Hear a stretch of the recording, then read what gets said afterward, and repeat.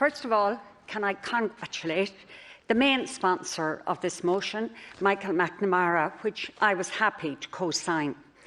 There is no doubt that the timing of this motion and the government announcement of an £80 million funding package for the country's airports are not coincidental. They are linked, and at the very least, this motion accelerated an overdue government decision on supporting the aviation sector and regional airports.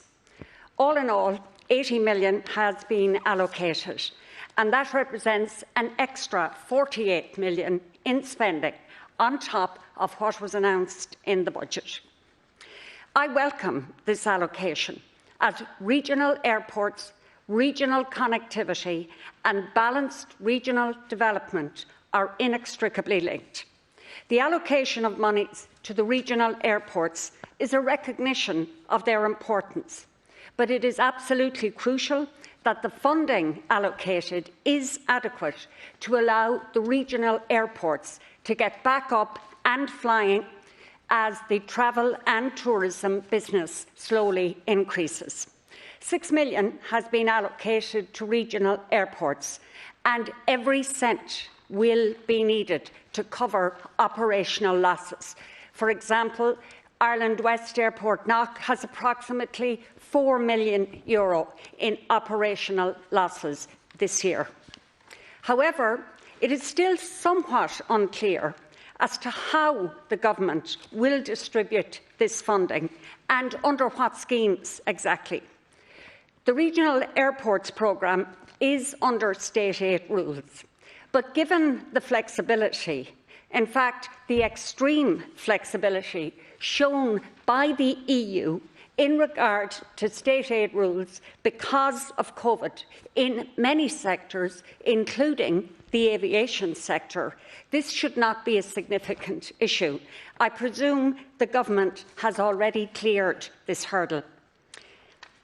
The Airport COVID Damages Scheme Fund can fund some of the losses when airports are closed, but there is still uncertainty around how and through what channels funding will be allocated, and we need to see clarity on this. It is true that the current Regional Airports Programme will fund, I think, approximately £1.3 million of the £4 million losses at Ireland West Airport Knock, but we do need certainty, as I said, about how and when other funding will be in place. I think the government intends to find a solution, but the sooner the better. Now, I have looked at the proposed amendments, and I support an amendment from David Cullinan, which includes Waterford Airport. Balanced regional development is exactly that, all regions. The government amendment, just speaking of all regions, and when we speak of all regions, it's really important to recognise that the Western Seaboard has suffered most in the COVID downturn. Given that tourism is one of the main contributors to the economy in my own constituency of Sligo, Leitrim, North Roscommon, South Donegal and the surrounding areas, and that overseas tourism has virtually collapsed, it is crucial that Knock, Donegal and Shannon are supported because they are one of the main drivers of regional development. Now, the government amendment has many positive aspects in that it recognises the huge value of the aviation sector and its contribution to tourism and regional development.